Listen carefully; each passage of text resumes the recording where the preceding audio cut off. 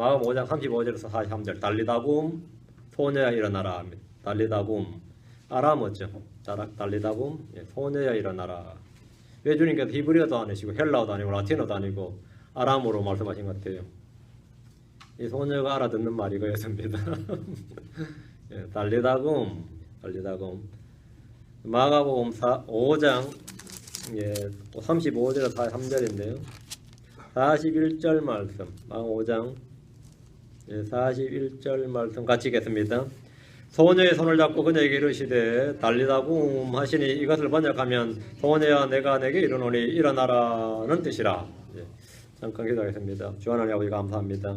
생명의 부활하신 주님께서 저희를 구원해 주시고 또 주님께서 저희를 이렇게 일으켜 세우시는 부활의 주님이신 걸 이래 감사합니다. 아버지 하나님께 이 시간도 하나님의 말씀을 건너게 선포해 주시길 원합니다. 주의 영을 충만케 하시고 깨닫는 말씀이 되도록 도우시길 간구합니다. 주 하나님께서 늘 언제나 말씀을 내 속에 풍성하게 허락해 주시고 성령을 충만하게 주셔서 저희가 늘 성령을 따르는 자들 되도록 도와주십시오.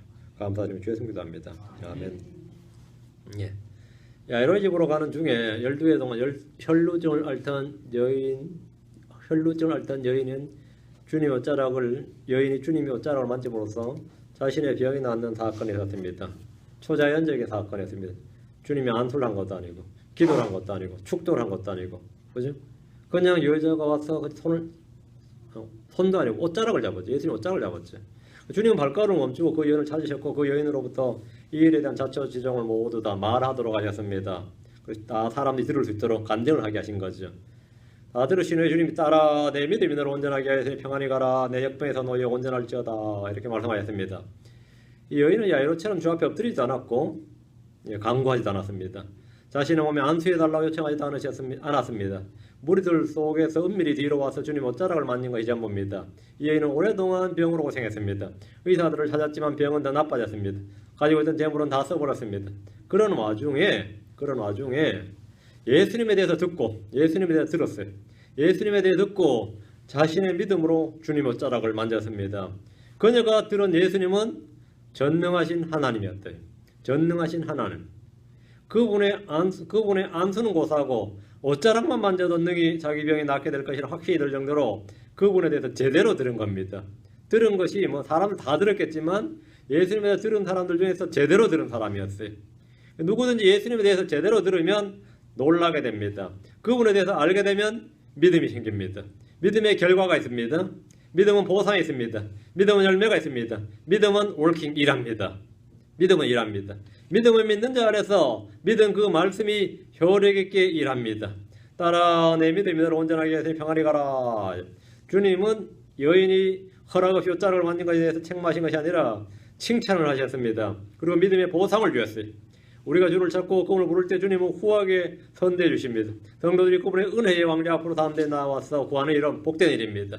35절 마가복음 5장 35절 본문입니다. 그분께서 아직 말씀하실 때 회당의 치리자의 집에서 어떤 이가 와서 이르되 당신의 딸이 죽었나이다. 어찌하여 선생님을 더 괴롭게 하시나이까. 여기 선생님을 더 괴롭게 하시나이까. 여기 더 괴롭게 여기다 언더라인. 선생님을 더 괴롭게 하시나이까. 애니프거든요. 여기에 아주 중요한 단어입니다.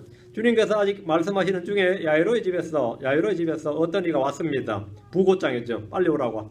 아버지한테 딸의 죽음을 알려줘야죠. 병들어 누워있던 아이가 죽었다는 부고를 전해줬습니다. 당신의 딸이 죽었나이다. 야이로는 혈루증 걸린 여인이 믿음으로 치료받는 걸 보았고 그녀로부터 믿음의 증언을 들었습니다. 현장에 있었어요. 그런데 그런 중에 자기 딸이 죽었다는 소식을 듣게 되었습니다. 안 그래도 지금 급히 모셔가는 중이었죠. 내 딸이 지금 죽고 병이 들어서 누워있는데 죽게 되었나이다. 그래서 주님을 데려가는데 죽었다는 소식이 들린 거예요. 좀 늦었죠. 안타깝단 말이죠. 야이로는 딸이 죽기 전에 예수님이 자기 집에 와서 안수해 주실 걸 구했는데 늦어버렸어요. 가는 도중에 죽어버린 거예요. 만약 이 여자 안 고쳤으면 한 발 더 빨리 갔으면 말이에요. 가는 중에 죽어버렸으니까 요즘 같으면 좀 응급 환자 우송, 나인원원이나 앰뷸런스 해가지고 막 소방차라도 하면서 쫙 길을 비켜라 가면 갔으면 어땠을 것 같아요.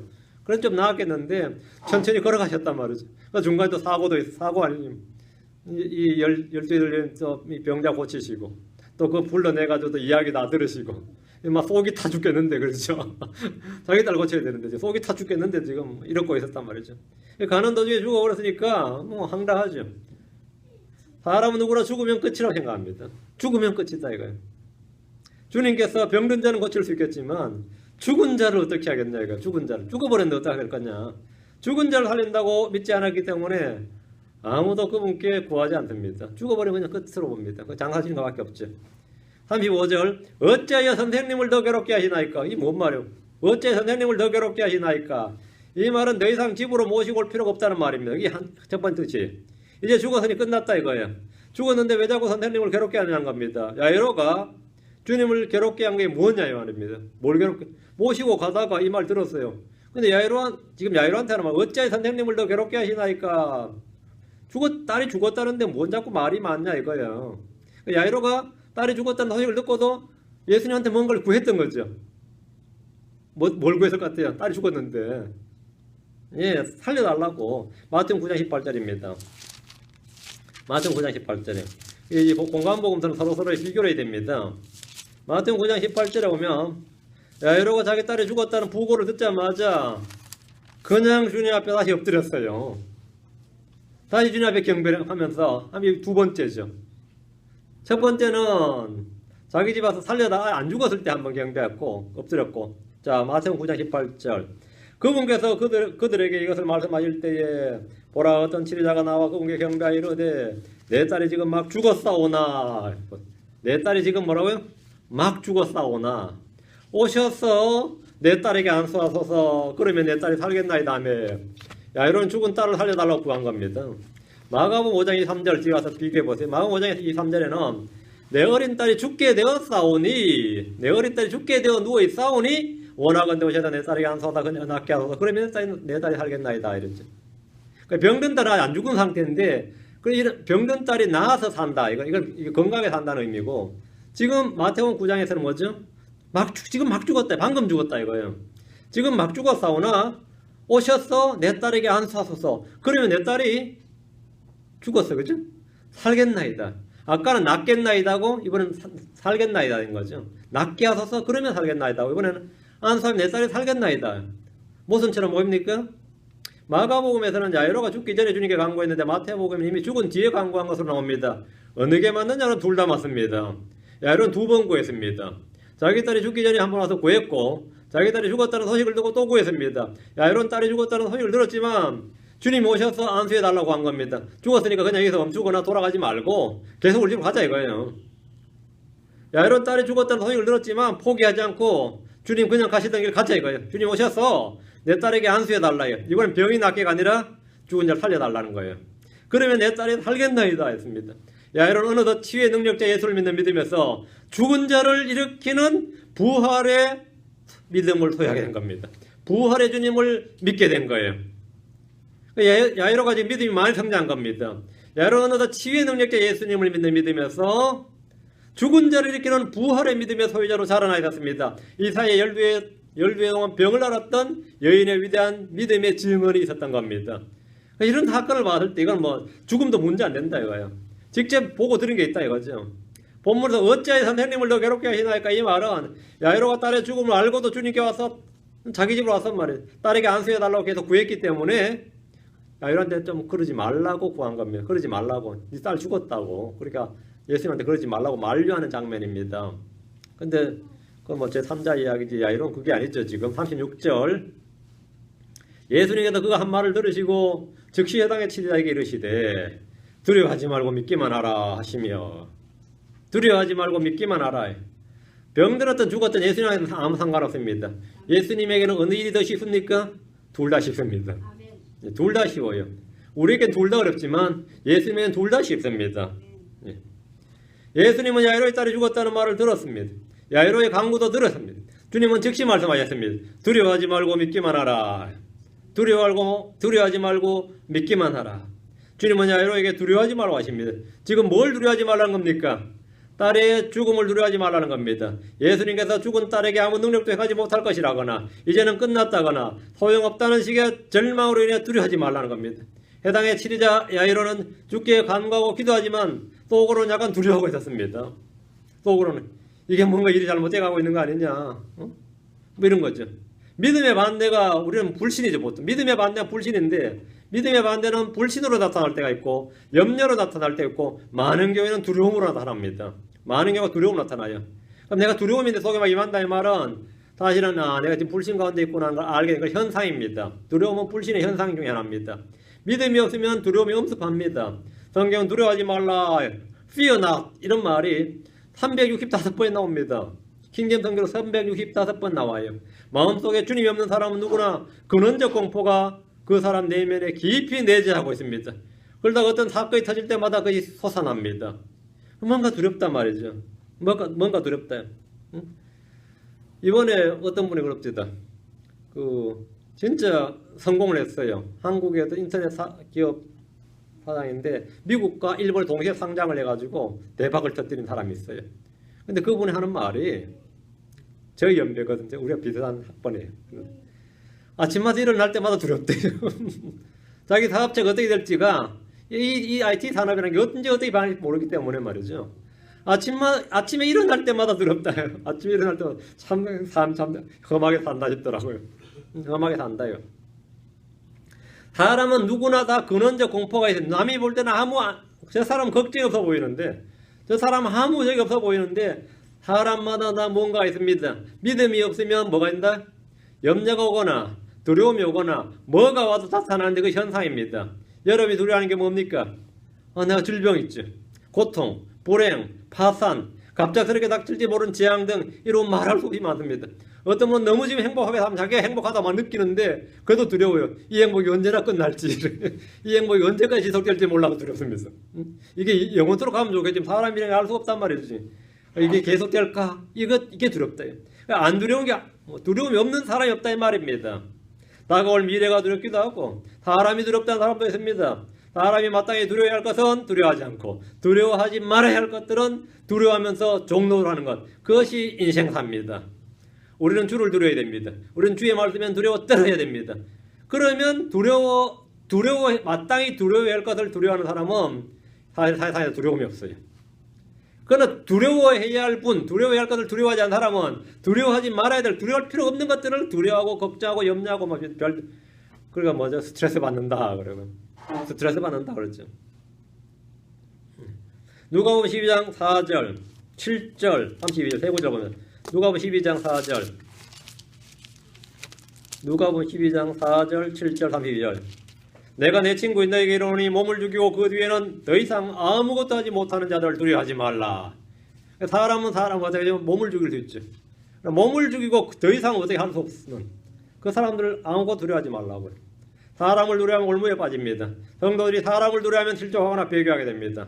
사람들이 그 압력, 그것이 배교의 근원이에요. 7절 오직 아버지께서 너희의 머리털까지도 다 세셨나니 그러므로 두려워하지 말라. 너희는 많은 참새보다 더 귀중하니라. 두려워하지 말라고요.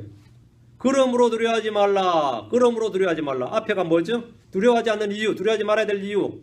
까닭이 뭐냐? 오직 아버지께서 너희 머리털까지도 다 세셨나니 했습니다. 여러분 오늘 아침에 샤워했다면 머리 감았다면 머리카락이 몇 개가 더 빠졌는지 다 주님 아십니다. 흰머리가 몇 개 더 생겼는지 주님 다 아십니다. 사람은 몰라요. 나도 모릅니다. 주님은 아십니다. 그러므로 두려워하지 말라 이 말은 주님은 나의 모든 것 머리카락 하나까지도 그 개수를 다 아시는 분이다 이거예요. 우리의 마음의 상상과 생각을 다 아시는 분입니다. 우리의 말과 행동을 다 아시는 분이에요. 우리의 심중을 다 아시는 분입니다. 주님은 다 아시는 분이에요. 다 아신다 그냥 안다가 아니라 다 컨트롤 하실 수 있는 분입니다. 주님은 다 컨트롤 하실 수 있는 분이에요. 그러므로 두려워하지 말라요. 주님의 손 밖에 있는 것 주님께서 그건 아웃 오브 컨트롤이다. 그건 내 손 밖에서 내가 어떻게 할 수 없는 거다. 그런 건 없다 이 말입니다. 너희는 많은 참새보다 더 귀중하니라. 주님께서는 참새도 부화하시고 먹이시고 한다 이거죠. 두 아시리온에 팔리는 참새도 한 아시리온에 2마리입니다. 두 아시리온에 5마리예요. 한 마리 두 아시리온 주면 한 마리는 덤으로 주는 겁니다. 그런데 그런 참새도 주님께서 먹이고 보호하신다 말이죠. 그냥 떨어지는 법이 없다 이거죠. 너희는 참새보다 더 귀중하니라 이렇게 말씀하셨습니다. 우리가 두려워하지 않는 것은 아버지께서 나의 머리털까지도 다 세셨기 때문입니다. 즉 하나님의 완전한 보호와 보살핌이 있기 때문에 나는 두려워하지 않습니다. 그러므로 두려워하지 말라. 주님의 통제 범위 밖의 일이 내게 발생하는 일은 없습니다. 그런 법은 없어요. 주님께서 모르시는 일이나 어쩔 수 없는 일이 내게 터지거나 일어나는 일, 닥치는 일도 없습니다. 그런 거 없습니다. 내게 닥치는 모든 시험은 모든 사람들이 공통적으로 당하는 시험입니다. 또 모든 시험은 피할 길도 겸하여 있습니다. 그렇지 않는 건 없다 이겁니다. 고린도전서 10장 13절에 사람에게 공통적으로 있는 시험 외에는 너희가 어떤 시험도 당하지 아니하였나니 하나님 신실하사 너희가 감당할 수 있는 것 이상으로 시험 당하는 것을 너희가 허락하지 아니하시고 또한 그 시험과 함께 피할 길을 내사 너희가 능히 그것을 감당하게 하시느니라 했습니다. 우리는 어떤 사건에 일희일비할 필요 없습니다. 그냥 모든 건 다 하나님께 맡길 수 있습니다. 모든 건 다 하나님께서는 다 컨트롤하고 계십니다. 그래서 아무 염려할 필요 없고 두려워할 필요도 없습니다. 다만 할 일은 뭐죠? 두려워하지 말고 믿기만 하라. 이 말씀대로 믿으면 됩니다. 믿으면 됩니다. 우리 중학교 때 한문 시간에 고사성을 하나 배웠거든요. 이게 세옹지마라는 겁니다. 그 이야기는 뭐 예수 믿는 사람들 이야기도 아닙니다. 농부가 말이 한 마리 있었는데 말이 도망을 쳐버린 거예요.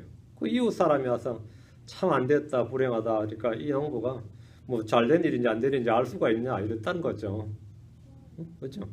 근데 이 말이 이 도망친 말이 이게 사실 바람난 말이었던지 20마리를 데려왔어요. 야생에서. 이야 그 말이 복덩어리네. 그러니까 복덩어리인지 저주덩어리인지 알 길이 있나 그러더라는 거죠. 응? 그 자기 자식이 그 데려온 말길들이다가 타다가 떨어져 가지고 오면 다리가 부러져 버리고 말이죠. 절름발이가 되어버리죠. 아이고 복인 줄 알았더니 그 재앙 덩어리였네 이랬어요. 그래 또 이 농부가 이게 복인지 재앙인지 알 수가 있나 그래.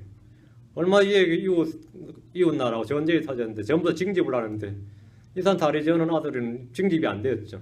동네 애들은 가서 다 죽어버렸어요. 전쟁 가서. 아이고 다리 부러진 게 참 좋은 일이었네 이렇게.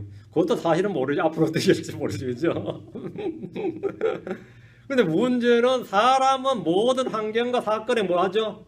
나름 반응을 합니다. 나름 반응을 해요. 사람의 예지력이라든지 사람이 생각하는 것은 그 눈에 보이는 대로 판단하고 생각하고 그게 전부입니다.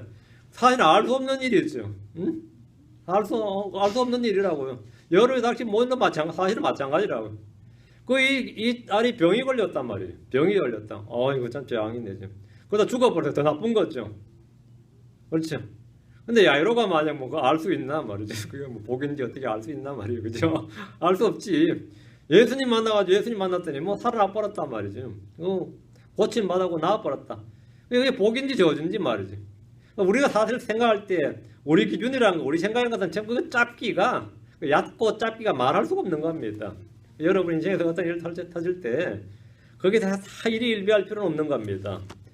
주님께서 야이로가 병에 걸린 딸에 대해서 말해야 될 때도 따로 말씀 안 하시고 그냥 가셨어요. 그런데 딸이 죽었다고 했을 때는 주님이 말씀을 주신 거예요. 두려워 말고 믿기만 하라 이렇게. 두려워 말고 믿기만 하라. 주님이 우리에게 주신 영은 기쁨과 평강과 자유와 믿음의 영입니다. 우리가 두려워하지 않는 것은 주님께서 두려움의 영이 아닌 권능과 사랑과 건전한 생각의 영을 주셨기 때문입니다. 디모데후서 1장 7절에 하나님께서는 우리에게 두려움의 영을 주지 아니하시고 권능과 사랑과 건전한 생각의 영을 주셨느니라.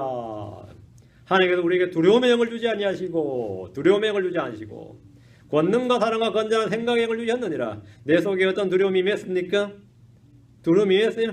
주를 두려워하는 것과 말씀에 대한 두려움이 아닌 모든 두려움은 주께로부터 온 것이 아닙니다. 그것은 불신으로 말미암은 현상입니다. 우리가 두려워하지 않는 것은 주님의 완전한 사랑 때문입니다. 완전한 사랑.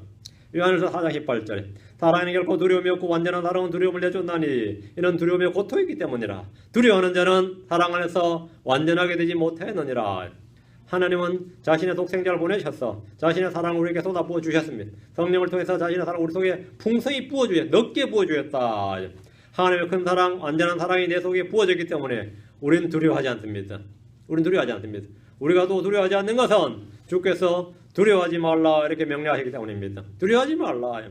주의 명령을 지킬 때 복이 있습니다. 주의 명령에 믿음으로 순종할 때 그 말씀이 내 속에서 열매를 맺습니다. 평강과 기쁨은 성령의 열매입니다. 누가복음 12장 32절에 적은 약물이여 두려워하지 말라. 너희 아버지께서 그 왕국을 너에게 주시는 것을 참으로 기뻐하시느니라. 두려워하지 말라. 주님의 기쁨, 주님의 평강이 우리의 기쁨이고 우리의 평강이 될 때 우리는 두려움이 없게 됩니다. 예수님은 해당의 지리자 야이로에게 두려워 말고 믿기 마라 하셨는데 누가복음엔 그 뒤에 약속도 기록되어 있어요. 누가복음 8장 15절, 8장 50절. 누가복음 8장 50절. 이 공간복음에 다 기록된 사건입니다. 이게 누가복음 8장 50절. 누가가 좀 더 상세하게 기록하죠. 마가보다. 누가복음 8장 50절. 예수님께서 그것을 들으시고 그에게 응답하여 이르시되 두려워하지 말고 믿기만 하라. 그리하면 뒤에 약속 있죠. 내 딸이 온전하게 되리라 하시고 죽었는데 어떻게 온전하게 돼요?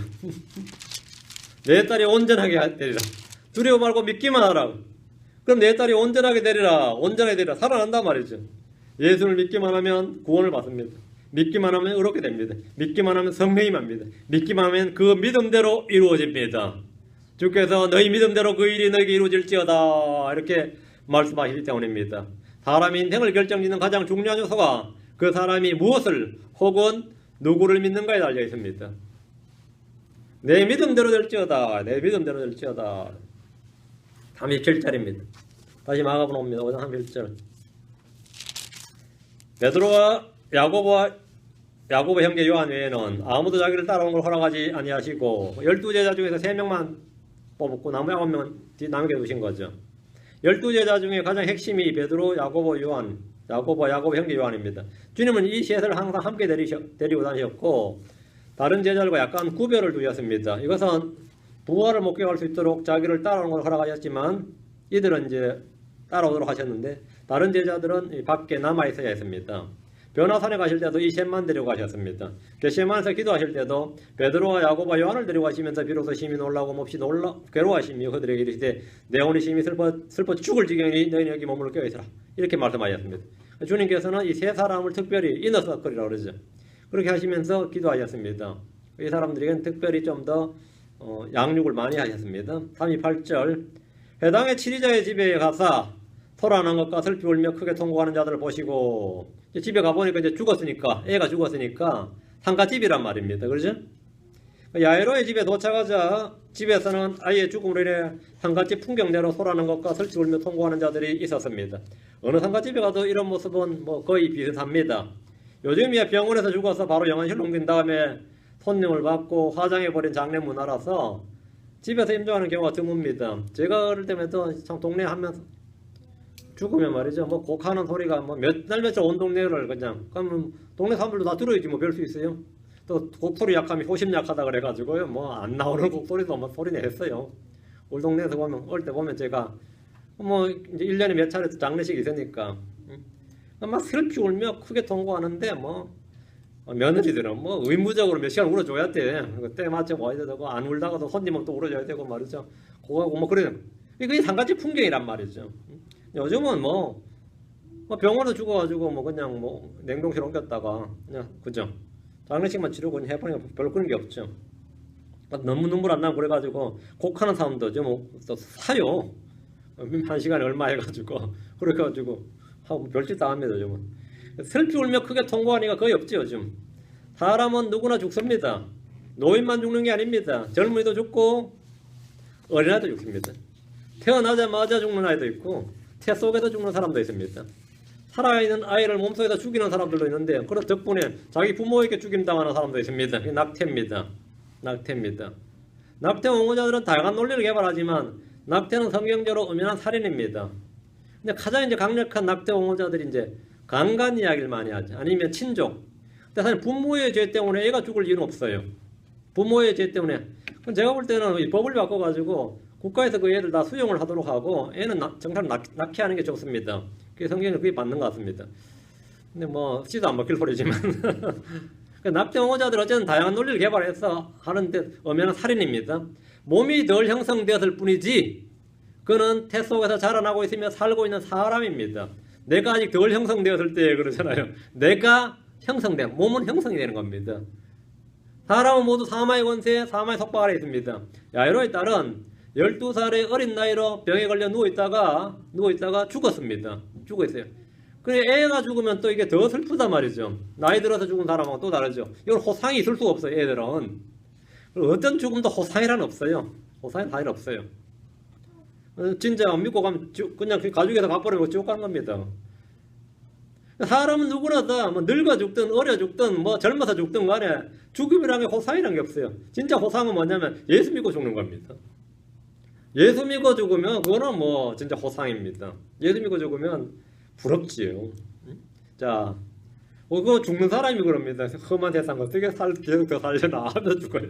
죽는 사람이 자기 가면 굉장히 안도하면서 난 지금 죽으니까 이제 끝이잖아요. 얼마나 좋아요. 난 이제서 끝났는데 살 사람이 남아서 살 사람이 걱정인 거죠. 그건 예수 믿는 사람들에게 특권입니다. 죽음이 두렵지 않은 유일한 사람들이. 근데 죽음 두려워하는 또 뭐 분들 많이 봤어요. 그러면 내가 예수 믿는 사람이 좀 이상해요. 예수 믿는 사람들이. 자, 39절. 어쨌든 야이로의 딸이 죽었을 거 그 집은 상가집 초상집 분위기라는 게 잘 아시는 그대로입니다. 39절. 들어가서 그들에게 이르시되 예수님이 이제 첫 방문자나 다름없습니다. 외인으로서는 그렇죠. 친지나 가족들 중 말고 이제 그 동네 사람들 말고는 이제 첫 외인이겠죠. 그리고 이제 제자 3명 말이죠. 장정셋이 베드로, 요한, 야고보가 떡대가 있는 뭐 어부 출신들이란 말이야. 거기 착 들어왔어요. 야이로의 집으로. 들어가서 그들에게 이르시되 너희가 어찌하여 이렇게 떠들며 슬피 우느냐. 그 소년은 죽지 않았고 잔다 하시니. 주님 이렇게 말씀하셨습니다.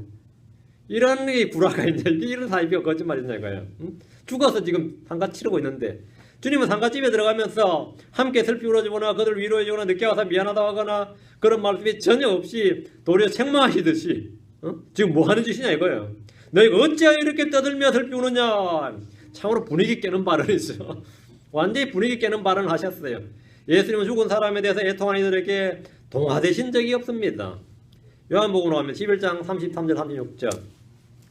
다만 죽음 앞에서 슬퍼하는 사람들 그들에 대해서 애통해 하셨어요.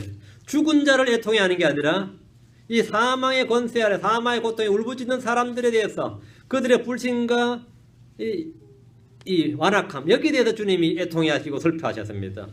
그 죽음을 슬퍼하신 게 아니다 이 말이에요. 요한복음 11장 33절 36절입니다. 그러므로 예수님께서 그녀가 우는 것과 또 그녀와 함께 온 유대인들도 우는 것을 보시고 이미 얘는 장사를 다 치러가지고 이미 무덤에 묻은 상태예요. 영으로 신음하며 괴로워하시고 이르시되 너희가 그를 어디에 두었느냐 하시니 그들이 그분께 이르되 주여 와서 보시옵소서. 무덤이죠. 하며 예수님께서 우시더라. 이에 유대인들이 이르되 보라 그분께서 그를 얼마나 사랑하셨는가 하고 저렇게 울 정도로 말이에요. 예수님께서 죽은 나사로의 집에 오셨습니다. 이미 주님이 오셨을 때 죽은 나사로는 무덤에 묻혔고 남은 자들은 울고 있었습니다. 죽은 지 나흘 때였기 때문이죠. 주님은 그들이 우는 것을 보시고 영으로 신음하시면서 괴로워하셨습니다. 그리고 우셨습니다. 이 장면을 본 유대인들은 보라 그분께서 그를 얼마나 사랑하셨는가. 37절은 뭐냐. 눈먼 자의 눈을 열어준 이 사람은 나사로는 이 사람은 죽지 않게 할 수 없었느냐 이렇게 비난했습니다. 좀 더 일찍 오셔가지고 나흘만 일찍 오셔서도 낫는 거 아니냐 말이죠. 그러자 예수님께서는 다시 속으로 신음하셨다. 38절에 나오죠. 다시 속으로 신음하셨다. 예수님이 왜 신음하신 겁니까? 왜 신음하셨어요? 왜 우셨어요? 38절 이유가 나옵니다. 이렇게 자기를 불신하고 비난할 때 주님이 우셨어요. 예수님께서 신음하신 정확한 이유가 여기 나온 거예요. 나사로를 죽지 않게 할 수 있었는데 죽게 했다는 불신과 비난 때문입니다. 이것은 나사로의 누이들이나 유대인들의 공통적인 의견이었습니다. 말하다도 예수님이 일찍 오셨더라면 여기 계셨다면 죽지 않았을 것이다 했어요. 여기 안 계셔서 죽었다. 죽어서 끝났다 이 말이죠. 주님은 이미 죽은 자의 부활에 대해서 말씀하셨지만 이들은 믿지 않았습니다. 오히려 죽은 나사로를 죽기 전에 죽기 전에 오셔서 고치지 못한 것에 대해서 원망하고 비난할 뿐입니다. 그렇죠? 주님께서 왜 오셨고 왜 신음하셨고 왜 괴로워하셨느냐 이거예요. 그들이 나사로가 죽어서가 아닙니다. 예수님 나사로 죽은 줄 알고 오셨어요. 거기에 그들의 불신과 완악함에 대해서 주님께서 신음하셨어요. 이렇게 쉽고 단순한 본문을 설교하면서 예수님이 문상객들에게 동화되어서 슬피 울었다느니 뭐 내가 울면 예수님도 함께 운다느니 이런 정신 나간 설교를 하는 그거는 또 이 목사 지도도 설교하면 울어요 또. 예수님처럼 한답시고 참 별별 꼴이 다 있습니다. 예수님은 슬피 우는 사람들 향해서 오히려 책망을 합니다. 너희가 어찌하여 이렇게 떠들며 슬피 우느냐 이렇게. 너희가 어찌하여 참 대단한 거죠. 이 서구 문화가 보면 이제 여기 상가집 가서 우는 걸 잘 못 보죠. 그 축제 분위기랑 비슷한 거죠. 부시 부시가 축사할 때, 레이건 대통령 죽었을 때 얼마나 많이 웃고 그랬는데 전국 방송됐어요. 뭐 레이건의 생애 그 이야기하면서 막 할 때 한국 사람 장례 분위기가 완전히 너무 다르지. 옛날 레이건이 이렇게 말했다고 전부 다 하하. 그 사람 다 예수 믿는 사람들이었습니다. 다 예수 믿는 사람들이라서 뭐 별 문제가 안 된 겁니다. 제가 저 엄숙한 분위기가 저렇게 웃고 농담이나 하다니 뭐 이래. 그게 아니에요. 정상인 겁니다. 주님께서 너희가 어찌하여 이렇게 떠들며 슬피 우느냐 이렇게 하셨는데 그 소년은 죽지 않았고 잔다 하시니 그 소년은 죽지 않고 잔다. 예수님의 이 말씀에 울던 사람들, 애워가는 사람들은 발칵해 될 겁니다. 자기들은 떠든다고 슬피 운다고 막 뭐라는 사람 처음 봤단 말이죠. 거기다가 또 뭐라고요? 안 죽었다 그러니까 더 황당한 거죠. 죽은 사람을 잔다고 하는 이런 돌팔이 사입이 되온 자가 있는가 말이에요. 죽은 것과 자는 것도 구분하지 못하는 자가 어찌게 여기 왔느냐. 우리가 지금 죽은 것도 모르고 지금 자는 사람에서 울고 있단 말이냐. 뭐 이런 기타 등등이죠. 이런 뭐 별별 미친놈이 나왔냐. 이런 판단이나 욕을 먹을 수 있는 상황이었어요. 주님은 나사로가 죽었을 때 제자들에게 우리 친구 나사로가 잠자는 도다. 그러나 내가 그를 잠에서 깨우러 가노라. 이렇게 말씀하시자 제자들이 뭐랬어요? 주여 그가 잠자면 좋아지리이다 하였더라. 그러나 예수님께서는 그의 죽음에 대해 말씀하셨을 때 그들은 그분께서 잠자며 쉬는 것에 대해서 말씀하신 줄로 생각하니라. 주님은 죽음을 뭐라고 그런다고요? 잠이라 그런데 사람들에게 죽음과 잠은 완전히 구분됩니다. 주님에게 죽음과 잠은 매일반입니다. 똑같습니다. 제자들이 동문서답을 했는데 주님은 사람의 죽음을 뭐라고요? 잠이라고 말씀합니다. 요한복음 11장 14절에 이에 예수님께서 그들에게 분명히 이르시되 나사로가 죽었느니라. 나사로가 잠자는도다 라고 말씀하셨는데 제자들이 잘못 알아들으니까 분명히 이제 확증을 해줬어요. 나사로가 죽었느니라. 우리가 깨우러 가자 그랬다고. 나사로 깨우러 가자 그랬어요. 깨우러 가자. 죽었는데 주님은 죽은 걸 뭐라고요? 자는 거다 이거예요. 자는 거나 죽은 거나 주님 같은 거죠. 요번 말하기 록기 7장 21절에 내가 이제 흙 속에서 잠들리니 주께서 아침에 나를 찾으실지라도 내가 있지 아니하리이다. 내가 이제 흙 속에서 잠들리니 죽음은 뭐 어디서 자는 거죠? 흙 속에서 자는 겁니다. 죽음이란 뭐냐? 흙 속에서 자는 거예요. 흙 속에 거하는 겁니다. 죽음은 흙 속에 잠든 겁니다. 다니엘도 말하기를 다니엘 12장 2절에 땅의 티끌 속에서 잠자는 자들 중에 많은 사람이 깨어나. 땅의 티끌 속에서 잠자는 자. 우리가 흙 속에서 자는 자, 땅의 티끌 속에서 잠자는 자, 그게 뭐냐? 죽은 자입니다. 그게 죽은 자다. 예수님은 죽은 자를 일컬어서 잔다고 하셨습니다. 사람들에게 잠과 죽음은 분명하게 구분됩니다. 이거 구분 못하면 황당하죠.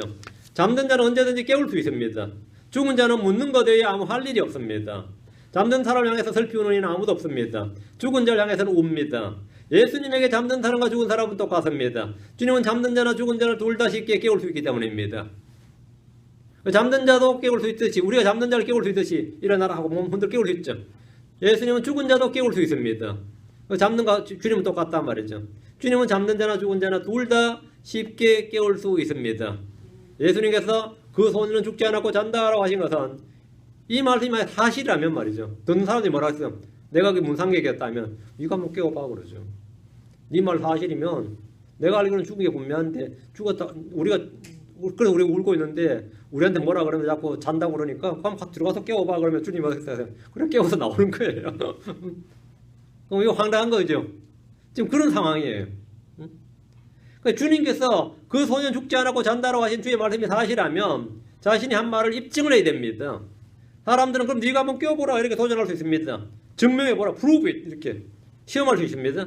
예수님께서 이렇게 말씀하신 것은 죽은 그 소년을 지금 잠을 깨우듯이 깨우시겠다는 말씀이에요. 나 지금 깨우러 왔다 이거예요. 그러나 거기 있는 사람들 중에 아무도 알아듣는 이가 없었습니다. 그 말을 아무도 믿는 이도 없었습니다. 우리는 모두 죽지 않고 잠을 잡니다. 매일 자고 일어나다가 어느 날부터는 일어나지 않고 숨도 쉬지 않고 깊이 잠들어요. 얼마나 깊이 잠들었냐 모르니까 숨을 안 쉬어요. 그러니까 심장도 안 뛰어. 완전히 잠들어 버린 거야. 내 평생에 이보다 더 깊은 잠, 더 잔 잠을 잘 수가 없어요. 침대 없이 뭐 흙 속에서 잘 잡니다. 얼마나 깊이 잠들었는지 흙 속에서 자는데 하도 깊이 잠이 드니까 말이죠. 몸이 다 썩어 들어가도 그냥 자는 거예요. 몸이 썩어 들어가도 자는다 말이에요. 이런 잠을 몇 시간이 아니라 며칠, 몇 달, 몇 년을 푹 잔다고 해도 걱정이 없습니다. 때가 되면 주님께서 일어나라, 깨어나라고 말씀하시기 때문에 일어나라. 얼마나 개운하겠어요. 일어나 보니까 새 몸이야. 응? 얼마나 개운하겠어요. 저는 죽음이 전혀 두렵지 않습니다.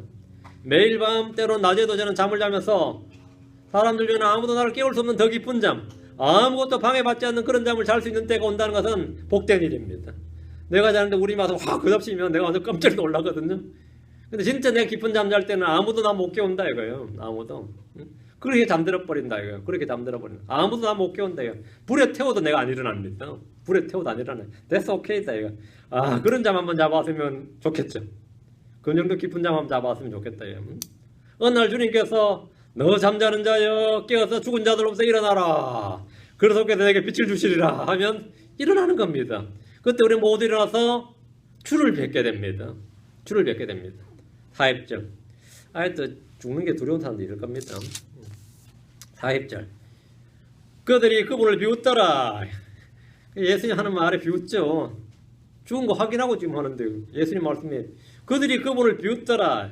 그러나 그분께서 그들을 다 내보내신 뒤에 소녀의 아버지와 어머니와 또 자기와 함께한 자들을 데리고 소녀가 누워있는 곳에 들어갔어. 방이 얼마나 큰지 모르겠는데 6명이 들어간 겁니다. 성인 6명이 들어갔어요. 그러면 애까지 하면 이제 이 방에 7명 있는 거죠. 주님께서 그 소녀는 죽지 않았고 잔다라고 한 말씀을 들은 사람들은 주님을 다 비웃었습니다. 놀고 있네 그런 거죠. 죽은 거하고 자는 것도 구분 못하나 뭐 이런 거죠. 저는 게 무슨 대언자라고 왔냐 뭐 이런 겁니다. 대언자는 그보다 더한 것도 알아야 되는데 말이죠. 그래서 주님 막 비웃는 거죠. 뭐 이런 일을 허다합니다.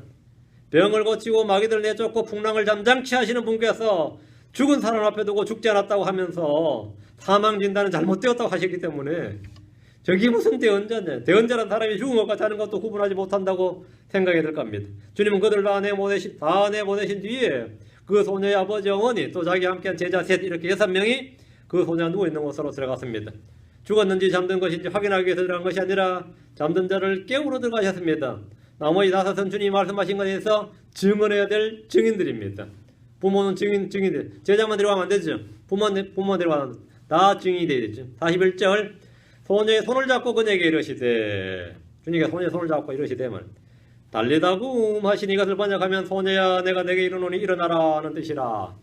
영어로 wake up, arise 다 같은 말이에요. get up 하든 뭐하든 일어나라. 주님은 마치 자는 아이들을 깨우는 것처럼 소녀의 손을 잡고 그에게 말씀하셨습니다. 달리다구 이 말은 아람어입니다. 성경은 직접 번역해 주기를 소녀야 내가 내게 이르노니 일어나라. 당시 이방인의 갈릴리라 불리는 그 지역의 일상언어가 아람어였습니다. 갈릴리 지역이 이방인의 갈릴리였다면 그 일상언어가 아람어였어요. 히브리어 헬라가 아니었습니다. 예루살렘이나 유대 땅에서는 히브리어가 통용되었지만 아람은 당시 갈릴리의 일상언어였습니다. 주님께서는 히브리어, 헬라어, 라틴어가 아니라 아람어로 그 소녀에게 달리다고 하신 것은 그 소녀가 평소에 그 부모에게 아침마다 잠에서 깰 때 들은 말이 그것이기 때문입니다. 엄마가 애 깨울 때 달리다고 맸다 이 말입니다. 아빠가 애 깨울 때 달리다고 맸다. 애야 일어나라 이랬다는 거죠. 예수님이 똑같이 달리다고 한 거죠. 아마 그 야이로 가들 때 뭐는 나하고 똑같은 말이야. 내가 아침마다 하는 말 지금 죽은 딸한테 자기 딸한테 하더라 이 말입니다. 자기가 할 때는 자는 애를 깨운 거였죠. 근데 예수님이 하는 말은 죽은 소녀를 깨우는 거였습니다. 그래서 그게 똑같아 이 말. 똑같다 이거예요. 잠든 자들은 자기도 알지 못하는 외국어나 외래를 듣는 것이 아닙니다. 잠든 자들이 이상한 방언을 듣는 것이 아닙니다. 성경을 보면 모든 복음의 진리는 듣는 이의 모국어로 듣습니다. 성경에 나오는 방언의 은사는 외국어를 배우지 않는 사람들이 듣는 이들의 모국어로 말할 수 있는 성령의 선물을 방언, 타고 사언어 이렇게 말합니다. 오늘날 교회에서 방언한다며 외치는 말은 모두 거짓이고 가짜입니다. 방언 통역이 필요한 것은 듣는 이들이 여러 언어를 듣는 사람일 때 그 나라 말로 통역을 해주는 겁니다. 목사가 강단에서 방언을 몇 마디 하고 직접 통역하면서 주께서 이렇게 말씀하셨다면 혹시 못면한 건 자주 보았습니다. 성경의 무죄를 쏟게 됩니다.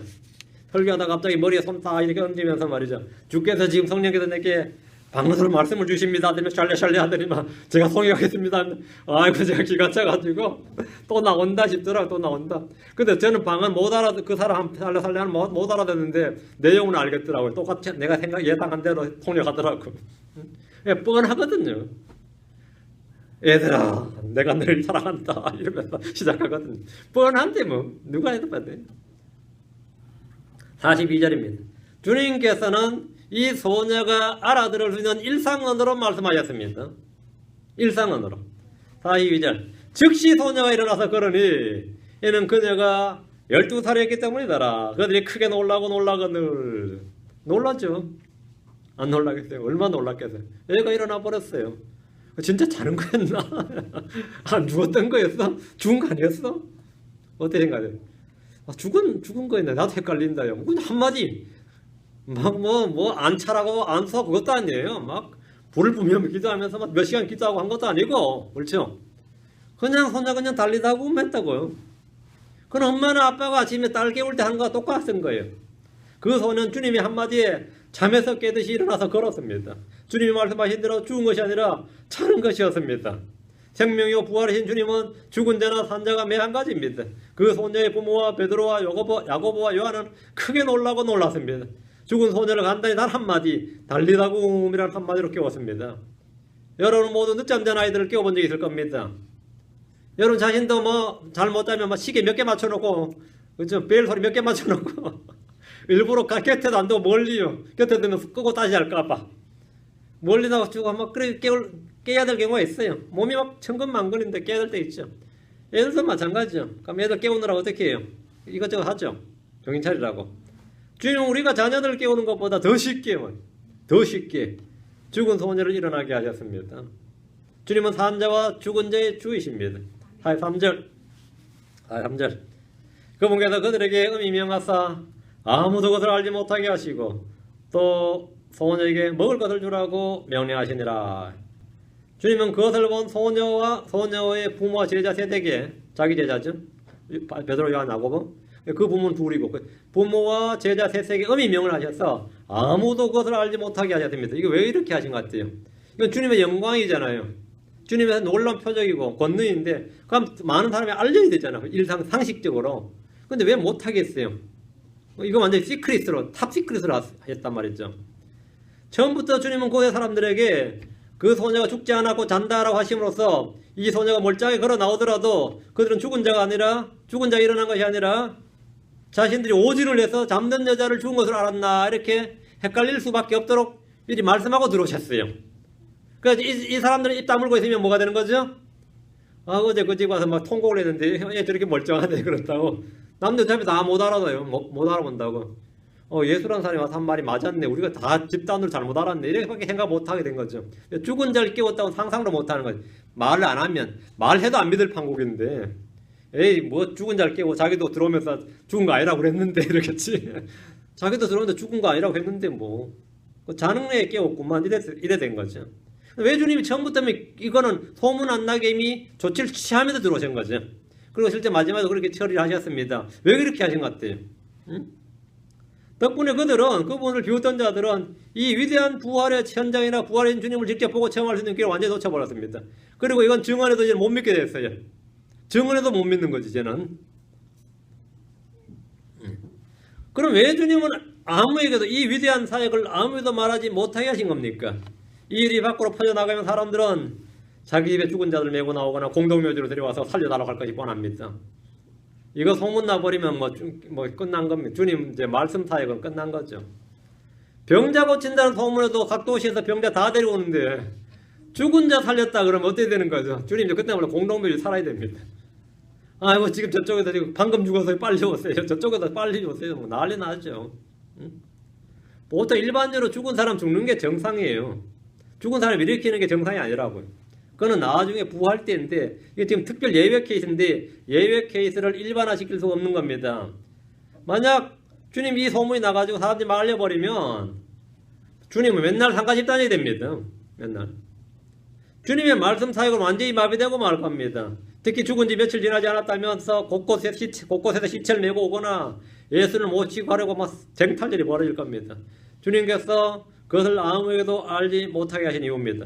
그리고 소녀에게 먹을 것을 주라 이렇게 명하셨는데 병든 채 누워 있었기 때문에, 그렇죠? 병든 채 오래 누워 있었기 때문에 아무것도 먹지 못한 채 누워 있었을 겁니다. 몸은 극도로 약해져 있었을 것이고 깨어났는데 그리고 약한 채로 깨어난 게 아니라 일어난 게 아니라 뭐죠? 병이 다 나은 채로 일어났습니다. 그게 배가 고프지. 당연히 배가 고프지. 그 먹이라 이거. 주고 먹을 걸 주라 말. 먹을 걸 주라. 오래 잠을 잤기 때문에 시장한 것을 아시고 먹을 걸 주라고 한 겁니다. 아이는 잠에서 깬 것처럼 식사를 할 수 있는 건강한 상태로 일어났다는 것을 지금 주님께서 말씀해 주신 겁니다. 지금 먹여도 돼요? 이게 아니고 오래 제 못 먹었는데 지금 먹여도 돼요? 먹여도 된다. 정상으로 일어났어요. 죽은 자 일어날 때 병든 채로 일어났거나 약한 채로 일어난 게 아니라 완전히 정상적인 몸으로 일어났습니다. 아이는 잠에서 깬 것처럼 식사를 할 수 있는 건강한 상태로 살아났다는 것을 부모에게 알게 해준 겁니다. 그래서 먹을 것을 주라 이렇게 한 겁니다. 그 소년은 죽기 직전에 병든 상태나 연약한 상태로 일어난 것이 아니라 모든 질병이 완전히 다 나음받은 상태로 일어났기 때문에 병든 채 누워있을 때 먹지 못했던 것들을 다 먹을 수 있습니다. 먹고 싶으면 다 먹을 수 있다는 거예요. 먹을 걸 주라고요. 주님께서 이 먹을 것을 주라 이 말은 바로 얘 완전히 정상이다 이 말입니다. 얘 완전히 정상이다 이 말이에요. 깨어난 이 아이가 정상으로 깨어났다 일어났다. 해당의 치리자 야이로는 딸이 죽기 전에 와서 안수해서 고쳐주실 걸 간곡히 구했지만 딸이 죽었다는 소식을 들었고 그래도 불구하고 포기하지 않고 죽은 딸을 살려달라고 다시 주님께 경배하며 구했습니다. 옆에 있는 사람이 만류하면서 좀 그만 괴롭히라고 할 만큼 구했어요. 그래서 주님은 그의 믿음에 응답하셔서 그의 간구에 응답하셔서 야이로의 집에 가서 그 딸을 살려주셨습니다. 야이로가 한 이런 믿음으로 주께 구한 것이 전부입니다. 주님 오셔서 안수하신 것이 아니라 안수 안 하셨어요? 그 소녀의 손을 잡고 달리다고 이렇게 말씀하심으로써 죽은 자를 이렇게 세우셨습니다. 주의 음성을 듣는 자는 죽어도 삽니다. 주의 음성은 죽은 자도 깨웁니다. 죽은 자도 다 여러 흙 속에서 잠든 자들도 다 주의 음성을 들을 때가 옵니다. 일어나라 하면 다 듣습니다. 내 이름 다 듣습니다. 땅 속에 있는 자도 듣습니다. 주께서 이리로 올라오라 하시면 죽은 자들이 먼저 일어나서 하늘로 올라가고 땅에는 우리도 눈깜짝을 사이에 저 하늘로 들림 받습니다. 이것이 바로 복된 소망이고 산 소망이고 영광스러운 소망입니다. 우리가 믿는 주님이 바로 이 주님입니다. 오늘은 여기까지 5장 마쳤습니다. 다음 편에 6장 합시다. 달리다고 이 말씀 여러분 항상 이번 한 주간 묵상하시고 다음에도 우리의 생명이시고 부활하신 주님의 권능과 주님의 위대하심, 주의 크심을 주님은 진실로 위대하시도다, 주님은 진실로 크시도다 이렇게 주님에 대해서 그렇게 고백하는 성도들 되시지만 그것이 바로 주를 찬양하는 겁니다. 주에 대한 찬양입니다. 기도합시다. 위대하시고 거룩한 주 하나님 감사합니다. 오늘 주의 말씀을 선포하는 그대로 성도를 다 듣게 하시고 성경에 기록된 그 영감 그대로 그 빛이 그대로 전달되도록 해주셔서 저희가 모두 큰 믿음의 소유자 되도록 해주시고 저희도 믿음의 보상, 믿음의 결과, 믿음의 열매들, 믿음이 일하는 이런 일들을 다 체험할 수 있도록 해주시길 간구합니다. 그래서 저희가 담대히 주님을 증언할 수 있도록 도와주시옵소서. 저희가 두려움 없이 살 수 있도록 하시고 두려움 말고 믿기만 하라 하신 말씀대로 매사에 정말 믿음으로 살아가는 성도를 되도록 해주시옵소서. 감사드리며 주의 성기도합니다. 아멘. 마치겠습니다.